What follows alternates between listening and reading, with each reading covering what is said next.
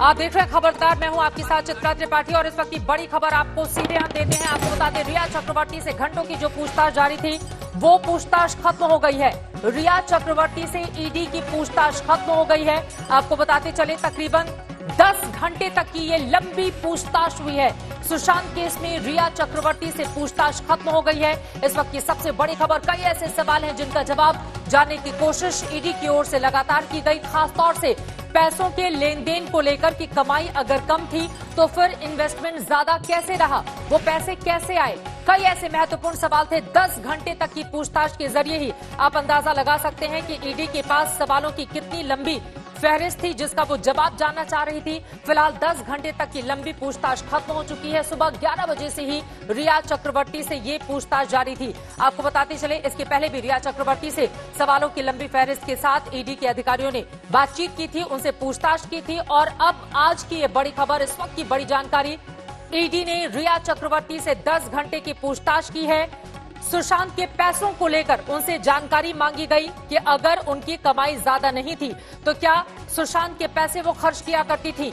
और भी तमाम ऐसे सवाल थे जिनका जवाब जानने की कोशिश रिया चक्रवर्ती से आज ईडी की एनफोर्समेंट डायरेक्टरेट की टीम ने की है। सुशांत सिंह राजपूत मामले में ईडी यानी कि प्रवर्तन निदेशालय की नजर रिया चक्रवर्ती और उनके भाई शोविक चक्रवर्ती पर भी है। आपको बताते चले, शोविक के साथ भी ईडी ने 18 घंटे की पूछताछ की थी और आज रिया चक्रवर्ती के साथ ये 10 घंटे की लंबी पूछताछ। इस पूछताछ में सुशांत सिंह राजपूत की मौत से जुड़े पैसों के हेरफेर के बारे में जानकारी ली गई है। सुशांत सिंह राजपूत के पिता के सिंह ने रिया और उनके परिवार पर सुशांत के अकाउंट से पैसे गायब करने का इल्जाम लगाया था। इसके साथ ही उन्होंने कहा था कि दरअसल रिया ने ही सुशांत को सुसाइड के लिए उकसाया था। इसी वजह से ये लंबी पूछताछ, क्योंकि पैसों के लेन देन को लेकर अलग अलग जानकारी सामने आ रही थी कि रिया के पास अगर ज्यादा कमाई के पैसे उनके खुद के नहीं थे तो वो सुशांत के पैसों को कैसे और कहां खर्च कर रही थी। दिव्येश सिंह हमारे संवाददाता जुड़ चुके हैं ज्यादा जानकारी के साथ। दिव्येश, 10 घंटे की ये लंबी पूछताछ, किस तरह के सवालों का सामना करना पड़ा है रिया चक्रवर्ती को आज, और फिलहाल वो कहां पर हैं? जी। अभी रिया चक्रवर्ती, उनके भाई शोभिक और पिता इंद्रजीत यहाँ से निकले हैं ईडी के दफ्तर से। 10 घंटे लंबे चली उनकी पूछताछ में उन सारी चीजें पूछी गई, उनके ट्रांजैक्शन से रिलेटेड, उनके इनकम सोर्स से रिलेटेड, और आईटीआर को भी एनालाइज किया गया, जिसमें कि दिखाई दे रहा था कि उनका जो नेट एसेट्स थे वो करीब 10 गुना बढ़ गए 2017-18 के बाद। वो एसेट 10 गुना बढ़ गए, जो कि 9 लाख तक पहुंच गए। इसके अलावा उनके पास से एक 34 लाख की शेयर होल्डिंग भी थी, इसके बारे में भी उनसे पूछताछ की गई। आपको बता दें कि अभी भी ईडी की जांच चल रही है। कुछ पुख्ता सबूत वो जुटाने की कोशिश कर रहे हैं इस पूरे मामले में। 15 करोड़ को गबन करने का उनके ऊपर एलिगेशन था, जो कि सुशांत के पिता के सिंह ने लगाया था।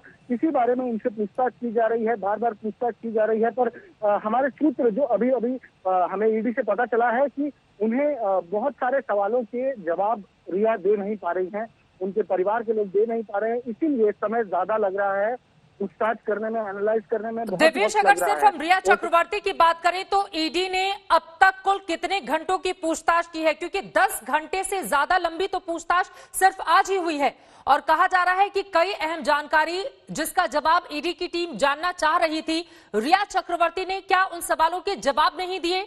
और खासतौर से उस 15 करोड़ रुपए को लेकर बार बार सवाल पूछे जा रहे हैं। जी, आपको बता दें, करीब 19 घंटे, अगर सिर्फ रिया की बात करें तो करीब 19 घंटे सिर्फ उनसे पूछताछ की जा चुकी है। और अगर शोविक की बात करें तो उनसे करीब 28 से 30 घंटे तक पूछताछ की जा चुकी है ईडी द्वारा। पर अभी तक जो पुख्ता सबूत, जो पुख्ता एविडेंस ईडी जुटाने की कोशिश कर रही है, उसके बारे में उनको कोई भी सेटिस्फैक्ट्री आंसर नहीं मिला है, सेटिस्फैक्ट्री जवाब नहीं मिले हैं। इसीलिए बार बार ये पूछताछ चल रही है। हो सकता है आगे भी पूछताछ के लिए रिया और उनके परिवार के लोगों को समन किया जाए।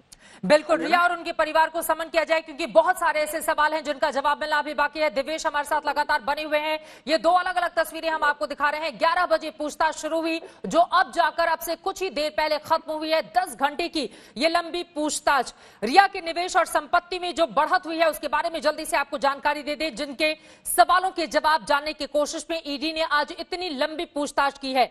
दरअसल 2018-19 में रिया के फिक्स एसेट 9 लाख रुपए तक पहुंच गए थे, जो इसके पहले महज 96,000 रुपए ही थे। तो इतनी बड़ी बढ़ोतरी आखिर कैसे हुई, इस सवाल का जवाब आज ईडी के अधिकारियों की ओर से पूछा गया है। 2017-18 में रिया की कमाई 18 लाख रुपए के आसपास थी, लेकिन उन्होंने 34 लाख रुपए के शेयर खरीदे थे। ये उन्होंने कैसे किया, ईडी ये पता लगाने की कोशिश कर रहा था, लेकिन कहा जा रहा है कि इस सवाल का भी प्रॉपर जवाब मिला नहीं है और माना जा रहा है कि आगे भी पूछताछ रिया चक्रवर्ती से की जा सकती है। 2018-19 में रिया का शेयर होल्डर फंड 34 लाख से बढ़कर 42 लाख तक पहुंच गया, यानी 2 साल में रिया ने 76 लाख रुपए के शेयर खरीदे। ये कैसे संभव हुआ जब उनकी कमाई ज्यादा नहीं थी? इसके अलावा आपको बता दें, रिया के एचडीएफसी और आईसीआईसी बैंक में फिक्स डिपॉजिट्स यानी कि एफडी की जांच भी ईडी की टीम कर रही है। आईटीआर में 2017 से 2019 के बीच हुए किसी बड़े ट्रांजैक्शन की हालांकि जानकारी सामने नहीं आई है। इसी सवाल के साथ एक बार फिर से आपका रुख करते हुए, दिवेश, आईटीआर में 2017 से 19 के बीच किसी बड़े ट्रांजैक्शन की जानकारी नहीं है, यानी कि जिस 15 करोड़ की बात बार बार कही जा रही है कि सुशांत के साथ खाते से 15 करोड़ कहां गए, रिया का जो ट्रांजैक्शन है फिलहाल उसमें ये मैच नहीं कर रहा है अभी।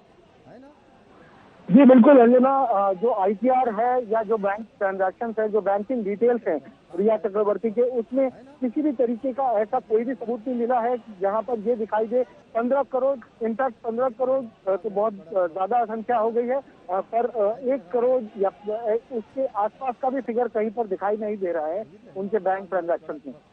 इसी वजह से बार बार ईडी ये जानकारी जुटाने की कोशिश कर रही है कि किस तरीके से इस पैसे को, अगर इस पैसे को रूट किया गया है, लॉन्डर किया गया है, एक हवाला किया गया है, तो कैसे किया गया, इसके बारे में ईडी पूछताछ कर रही है, पता लगाने की कोशिश कर रही है, इन आरोपों के बारे में छानबीन करने की कोशिश कर रही है। 2 साल में रिया ने 1 करोड़ की प्रॉपर्टी बेची, उसको लेकर भी सवाल जवाब किए गए हैं। ये दो अलग अलग तस्वीरें आपको बता दें। आज सुबह 11 बजे से पूछताछ शुरू हुई और उसके बाद 10 घंटे तक लगातार लंबी ये पूछताछ जो अब जाकर खत्म हुई है, और माना जा रहा है कि अभी भी बहुत सारे ऐसे सवाल हैं जिनका जवाब जानने के लिए ईडी प्रवर्तन निदेशालय की टीम आगे भी रिया चक्रवर्ती और उनके परिवार को तलब कर सकती है। इन सब के बीच अभिनेता सुशांत सिंह राजपूत की मौत से जांच के घेरे में आई उनकी गर्लफ्रेंड रिया चक्रवर्ती से ईडी की पूछताछ का आज दूसरा राउंड हुआ, जो घंटों के बाद खत्म हुआ है। ईडी दफ्तर में रिया सुबह 11 बजे पूछताछ के लिए पहुंची थी और ये मैराथन पूछताछ पूरे 10 घंटों तक हुई। रिया के अलावा उनके भाई शौविक और पिता इंद्रजीत से भी ईडी ने आज पूछताछ की है। इस बीच रिया की ओर से सुप्रीम कोर्ट में दाखिल हलफनामे में कहा गया है कि उनका मीडिया ट्रायल हो रहा है।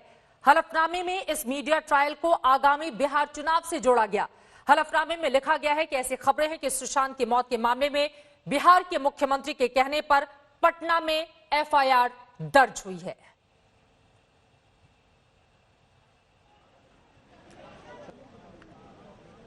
ये तस्वीरें आपके सामने हैं।